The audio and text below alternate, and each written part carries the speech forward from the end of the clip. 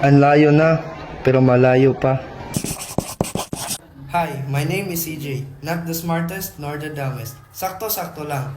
Galing ako sa isang pamilya na mahirap. Si mama na lang ang meron ako dahil maagang nilisan ni papa ang mundo. In the future, I want to become an artist. Pero bakit lahat na lang tutol sa mga gusto ko? Especially my mom. Di ba dapat siya ang number one supporter ko?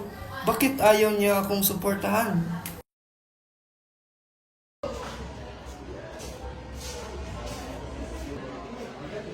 Ew, he's so poor. Ano?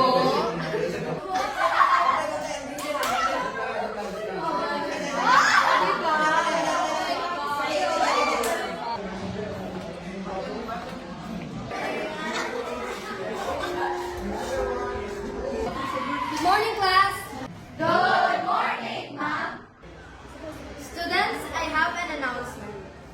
So our Arts Month is fast approaching and I am here to inform you that CJ will be the one to represent our section for the upcoming Pinta Husay contest. Siya? Bakit siya?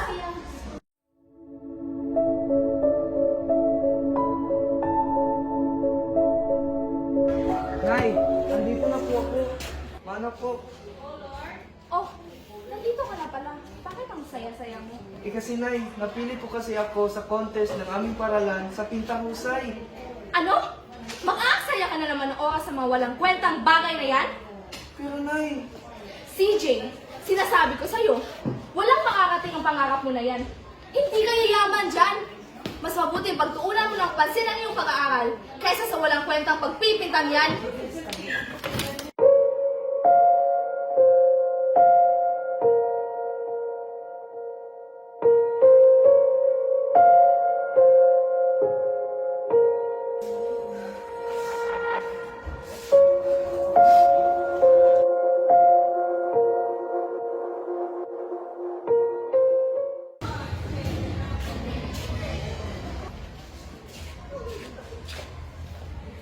ma'am, good morning po. Good morning, CJ. Ano sa mo? Kasi ma'am, hindi na po ako sasali sa contest. Ano? Bakit? Kasi, sa tingin ko, hindi ko na kaya. CJ? Kilala kita. Sabihin mo ang totoo. Ayaw po kasi ni mama, ma'am. Sabi niya, aksaya lang raw sa oras ang pagpipinta. Wala raw akong mararating dyan at sa pangarap ko niyan. CJ, maraming magsasabi sa'yo na hindi mo kaya. Pero huwag mong hayaan na putulin ng iba ang iyong lugid. Maraming magsasabi na hindi mo kaya, na huwag mong ituloy ang iyong mga pangarap. Pero ang lubid ay sa iyo.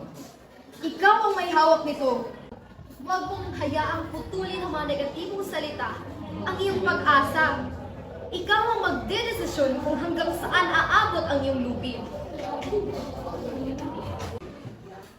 Pero paano?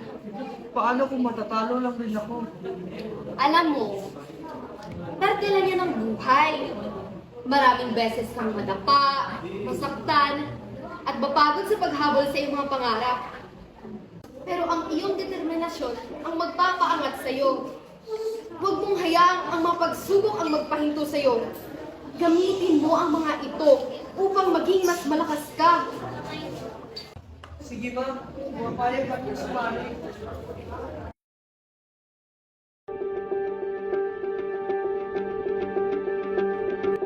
And the winner is contestant number 1, CJ P. Mora.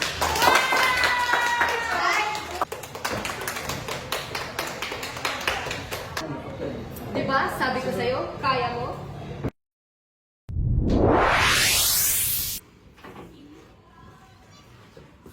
Congratulations, mahal. Proud na proud ako sa'yo.